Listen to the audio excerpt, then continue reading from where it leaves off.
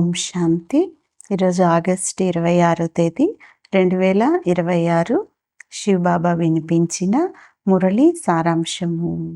మధురమైన పిల్లలు, మేము మా యోగ బలం ద్వారానే ఈ భారతదేశాన్ని స్వర్గంగా తయారు చేస్తాము.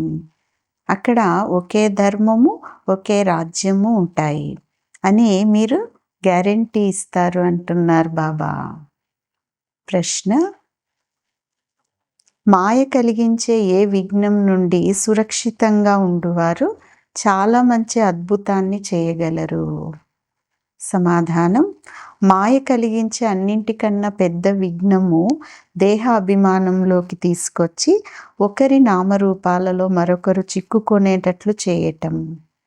ఏ పిల్లలైతే ఈ విఘ్నం నుంచి సురక్షితంగా ఉంటారో, మాయ మోసం నుంచి రక్షింపబడి ఉంటారో, వారు చాలా మంచి అద్భుతం అనేది చేసి చూపిస్తారు. వారి బుద్ధిలో సర్వీస్ గురించి కొత్త కొత్త ఆలోచనలు నడుస్తూ ఉంటాయి. దేహీ అభిమానులుగా అయినప్పుడే సర్వీస్లో వృద్ధి అనేది జరుగుతుంది అంటున్నారు బాబా. మంచిది. మధురాతి మధురమైన అపురూపమైన పిల్లలకు తల్లి, తండ్రి, బాప్దాదాల యొక్క ప్రియ స్మృతులు మరియు గుడ్ మార్నింగ్. ఆత్మిక తండ్రి, ఆత్మిక పిల్లలకు నమస్తే. ఆత్మిక పిల్లలు, ఆత్మిక తల్లి తండ్రికి ప్రియ స్మృతులు, గుడ్ మార్నింగ్ మరియు నమస్తే నమస్తే. ధారణ కొరకు ముఖ్యమైన సారం. మొదటి పాయింట్: పిల్లలైన మీరు యుద్ధ మైదానంలో ఉన్నారు. మీరు మాయా రావణుడితో యుద్ధం చేస్తారు. మాయ ఎన్నో విఘ్నాలను వేస్తుంది. పిల్లలు చాలా హెచ్చరికగా ఉండాలి అంటున్నారు బాబా. రెండవ పాయింట్: ప్రతి ఒక్కరూ తమ ఉన్నతి గురించి ఆలోచించాలి.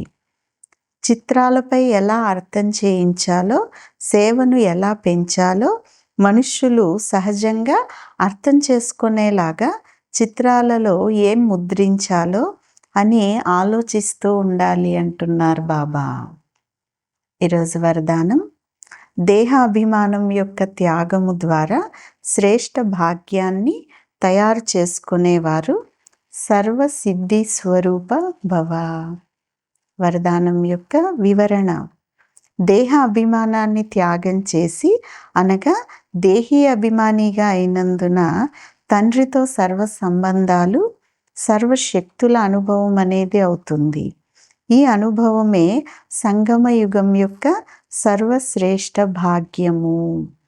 విధాత ద్వారా లభించినటువంటి ఈ విధిని సొంతంగా చేసుకుంటే వృద్ధి కూడా జరుగుతుంది.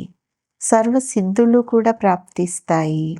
దేహదారుల సంబంధం లేక స్నేహంలో అయితే తమ కిరీటము, సింహాసనము మరియు తమ అసలైన స్వరూపము అన్ని వదిలేస్తారు. మరి ఇప్పుడు తండ్రి స్నేహంలో దేహం యొక్క అభిమానాన్ని త్యాగం చేయలేరా? ఈ ఒక్క త్యాగము ద్వారా అన్ని భాగ్యాలు ప్రాప్తిస్తాయి అంటున్నారు బాబా. స్లోగన్: క్రోధముక్తులుగా అవ్వాలంటే స్వార్థానికి బదులుగా నిస్వార్థంగా తయారవ్వండి. కోరికల రూపాన్ని పరివర్తన చేయండి అంటున్నారు బాబా. అవ్యక్త సూచన: అపవిత్రత యొక్క బీజాన్ని కూడా సమాప్తం చేసి సంపూర్ణ స్వచ్ఛంగా అంటే పవిత్రులుగా అవ్వండి. తండ్రితో పాటు మీరందరూ కూడా పవిత్రత ద్వారా మేము ప్రకృతిని కూడా పావనంగా చేస్తాము అని ప్రతిజ్ఞ చేశారు. కనుక ఈ సంకల్పమును పూర్తి చేయాలంటే విశ్వంలోని ప్రతి పుత్రుడు మొదట సాధనాల నుండి, వ్యక్తుల నుండి ఆకర్షణ ముక్తులుగా అవ్వాలి అని బాప్దాదా కోరుకుంటున్నారు. సాధనాలను ఉపయోగించటం వేరే విషయం, ఆకర్షణ వేరే విషయం. కనుక ఇప్పుడు ప్రతి బిడ్డ కూడా మొదట ఆకర్షణ ముక్తులుగా ప్రతి ఒక్కరిని చేయాలి అనేది బాప్దాదా కోరుకుంటూ ఉన్నారు. మంచిది. ఓం శాంతి.